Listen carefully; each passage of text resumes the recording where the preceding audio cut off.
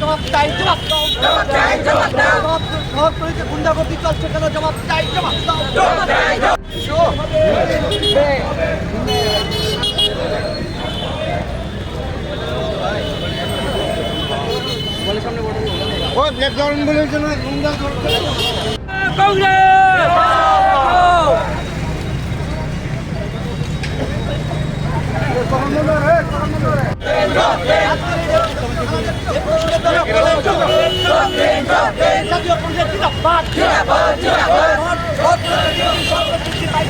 হারমাদের বিরুদ্ধে হারমাদের বিরুদ্ধে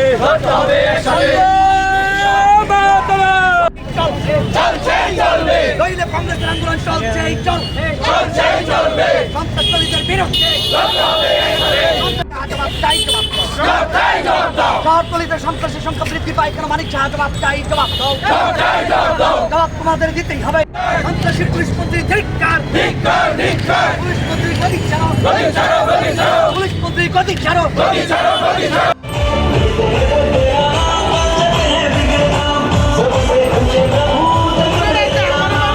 বৃদ্ধি পায় কেন? মানিক শাহ জবাব চাই, জবাব দাও। জবাব তোমাদের দিতেই হবে, জবাব তোমাদের দিতেই হবে।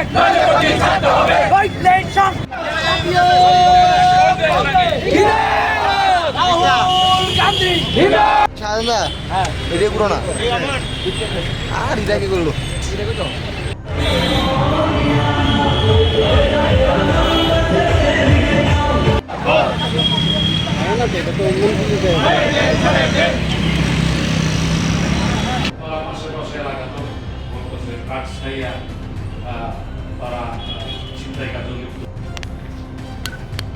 এবার আমাদের এই যে দেখেন শহর এবং শহরতলিতে প্রতিনিয়ত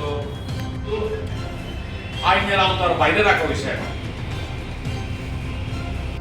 কংগ্রেসের পক্ষ থেকে আমাদের সকলের বিদ্যুতের কাছে আছে, আমাদের বিক্ষোভ কর্মসূচি আছে। সারা রাজ্যে আইন শৃঙ্খলার অবনতি, পুলিশের নিষ্ক্রিয় ভূমিকা এবং পুলিশ সরকারি সহযোগিতায় দলীয় নির্দেশে পুলিশের যে বিচারিতা,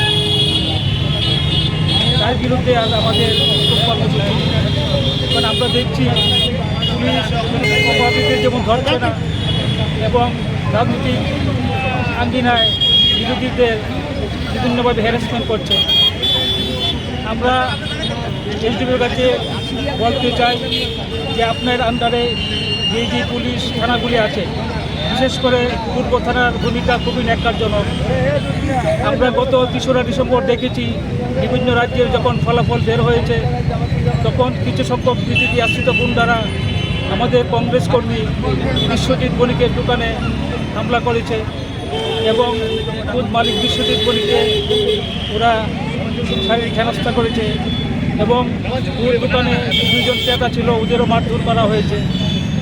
কিন্তু পরে যখন বিশ্বজিৎ বণিক পূর্ব থানায় এফআইআর করেছে এবং সিসি ফুটেজ সহ দাম সহ যখন এফআইআর জমা দিয়েছে পূর্ব থানায়, আজকে 7 দিন অতিক্রান্ত হয়ে গেল, পূর্ব থানার কোনো ভূমিকা আমরা দেখতে পাচ্ছি না। কিন্তু দেখা যাচ্ছে যে নিরপরাধ ব্যক্তি তাদের রাজনৈতিক গুণাগুণ বিচার করে ওদেরকে হেনস্থা করা হচ্ছে।